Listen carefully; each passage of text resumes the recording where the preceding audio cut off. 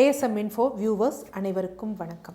So இந்த பதிவில் நம்ம எதை பற்றி பார்க்க போகிறோன்னா, பெண்களுக்கு பெண்களுக்கு என்ன அப்படின்னு பார்த்திங்கன்னா, உடல் பருமன் அப்படிங்கிறது எளிதில் ஏற்படக்கூடிய ஒரு விஷயமா இருக்கும். ஸோ உடல் பருமன் ஏற்படும் பொழுது வயிற்றுப்பகுதி, கை தசை பகுதி, இடுப்பு புட்டப்பகுதி போன்ற இடங்களில் கொழுப்பு அதிகமாக படியும். யூஸ்வலாக அதே மாதிரி உள் உறுப்புகளான கல்லீரல் இந்த பகுதிகள்லேயும் படியும். ஸோ அப்போ என்னென்னா அப்டாமினல் ஃபேட் அப்படின்னு சொல்லுவாங்க, அது பெண்களுக்கு அதிகமாக இருக்கும். ஸோ இது ஏற்படுவதற்குரிய காரணம் என்ன அப்படின்னு பார்த்திங்கன்னா, மெயின் அவங்க ஹார்மோனல். ஸோ அவங்க ஹார்மோனல் சீராக இல்லாத பொழுது, குறிப்பாக மாதவிடாய் முடியும் தருணங்களில் ஈஸ்ட்ரோஜன் ஹார்மோன், ப்ரொஜெஸ்ட்ரான் ஹார்மோன் இதெல்லாம் குறையும் பொழுது அதிகமான அளவு இந்த மாதிரி கொழுப்புகள் படிய ஆரம்பிக்கும்.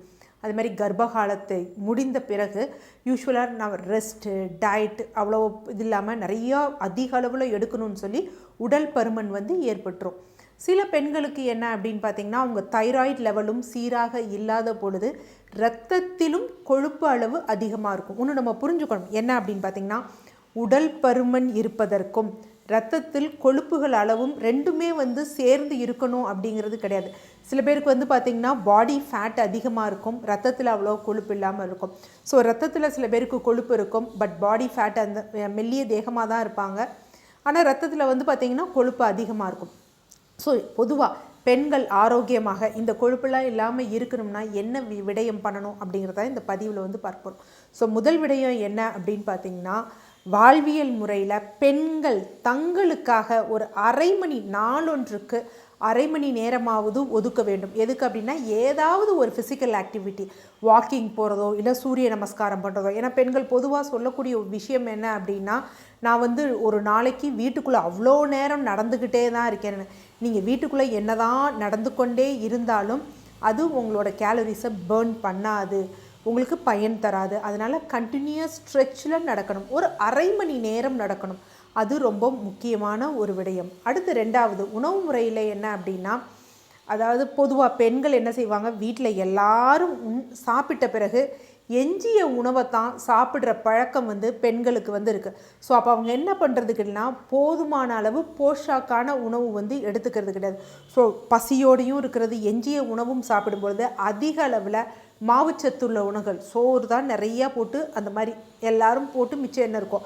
ஸோ அந்த மாதிரி அதிகமாக மாவுச்சத்துள்ள உணவுகள் எடுத்துக்கொள்ளும் பொழுது மெயின் விஷயம் என்னென்னா, இந்த ரத்தத்தில் இந்த மாவுச்சத்து உணவு எடுத்தவுடனே அதிகளமாக என்ன ஆகும்னா ரத்தத்தில் சுகர் ஆகும். ஸோ இது என்ன ஆகும், யூஸ் பண்ணாத சமயத்தில் இந்த ரத்தத்தில் இருக்கக்கூடிய சுகர் எல்லாமே கொழுப்பாக தான் கன்வெர்ட் ஆகும். ஸோ அது கல்லீரல்லையோ இல்லை உடலின் மற்ற பகுதிகளிலையோ சேமித்து வைக்கப்படும். ஸோ அதனால் அதை கண்டிப்பாக அவாய்ட் பண்ணணும்.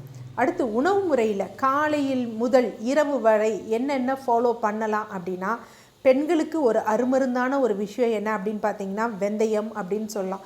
ஸோ வெந்தயம் என்ன அப்படின்னு பார்த்திங்கன்னா, இன்சுலின் ரெசிஸ்டன்ஸையும் குறைக்கும், அது மாதிரி ஈஸ்ட்ரோஜன் லெவலையும் சீராக வைத்துக்கொள்ள உதவும். இது ரெண்டுமே பெண்களுக்கு ரொம்ப முக்கியமான விஷயம். இன்றைக்கி பிசிஓஎஸ் நீர்க்கட்டியெல்லாம் பெண்களுக்கு இருக்குது பார்த்திங்களா, அதற்கு முக்கிய காரணம் இன்சுலின் நமது உடம்பு உபயோகப்படுத்த முடியாத நிலை தான். அது மாதிரி ஃபைப்ராய்ட், மெனோபாஸ் ஆகக்கூடிய நேரத்துலேயும் இந்த ஈஸ்ட்ரோஜன் குறைபாடு தான். இதை சரி செய்யக்கூடிய தன்மை இந்த வெந்தயத்திற்கு இருக்குது. ஸோ அப்போ ஊற வைத்து முளை கட்டிய வெந்தயம் எவ்வளோ எடுக்கலாம் அப்படின்னு பார்த்திங்கன்னா, நல்லா ஒரு சின்ன கப் அளவுக்கு எடுத்துக்கலாம். அதோட நம்ம வெள்ளரிக்காய், நம்ம சாலட் மாதிரி ஏதாவது தக்காளி, கொஞ்சம் லெமன், இந்த மாதிரி நம்ம டேஸ்ட்டுக்காக கலந்து எடுத்துக்கலாம்.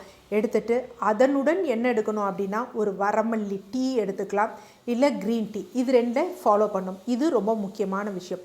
அடுத்து காலை உணவு எந்த மாதிரி எடுக்கணும்னா, நம்ம எப்பொழுதும் சொல்கிற மாதிரி ஸ்டாண்டர்டான ஒரு விஷயந்தான். நமக்கு ரத்தத்தில் கொழுப்பு அதிகமாக இருக்குது, இல்லை உடல் பருமன், அடி வயிற்று பகுதியில் தசை, கைகளில் தசைகள் ஜாஸ்தியாக இருக்குது, விசரல் ஃபேட் ஜாஸ்தியாக இருக்குது, அப்டாமினல் ஃபேட் ஜாஸ்தியாக இருக்குது அப்படின்னா பார்லி கஞ்சி தான் எடுக்கிறோம். ஸோ பார்லி கஞ்சிங்கிறப்ப நம்ம செய்யக்கூடிய தவறுகள் என்ன அப்படின்னு பார்த்திங்கன்னா, எல்லாம் பார்லி கஞ்சினோடனே பார்லி அப்படியே முழுசாக வேக வச்சு தண்ணீரை குடிப்பாங்க. அது தவறான விஷயம், ஒரு பிரயோஜனமும் கிடையாது. நமக்கு என்னென்னா டீஹைட்ரேஷன் தான், உடலில் இருந்து நீர் மட்டும்தான் வெளியே தள்ளப்படும். அப்புறம் நம்ம உடம்புல எலக்ட்ரோலைட்ஸ் குறைஞ்சிரும், இந்த மாதிரி பிரச்சனைகள்லாம் இருக்கும். ஸோ பார்லி ஏன் பெண்களுக்கு பிரத்யேகமாக சொல்கிறோம் அப்படின்னு பார்த்திங்கன்னா, அதில் இரும்புச்சத்து இருக்குது, அதே மாதிரி வந்து பார்த்திங்கன்னா கால்சியம் சத்து இருக்குது, நார் சத்துக்கள், இந்த மாதிரி சத்துக்கள் இருக்கிறனால பெண்களுக்கு ரொம்ப உகந்தது. இன்னொரு குறிப்பான ஒரு விஷயம் என்ன அப்படின்னு பார்த்திங்கன்னா அதில் செலினியம் அப்படின்ருக்கு. இந்த செலினியம் எதற்காக அப்படின்னு பார்த்திங்கன்னா இந்த தைராய்டு ஹார்மோன் வந்து கன்வர்ஷன்ஸ்க்கெலாம் ரொம்ப முக்கியமான விஷயம். அதனால் பார்லி அரிசியை நல்லா வறுத்துட்டு நல்லா பொடி பண்ணிவிட்டு உங்கள் டேஸ்ட்டுக்கு ஏற்றாப்புல மிளகு சீரகம் வேண்டுமா, சோம்பு வேணுமா, இல்லை காய்கறி போட்டால் ஏதோ ஒரு மாதிரி கஞ்சி ஆட்டம் நம்ம தேவைக்கு ஏற்றவாறு எடுக்கணும். இப்படி தான் பார்லி கஞ்சி வந்து எடுத்துக்கணும்.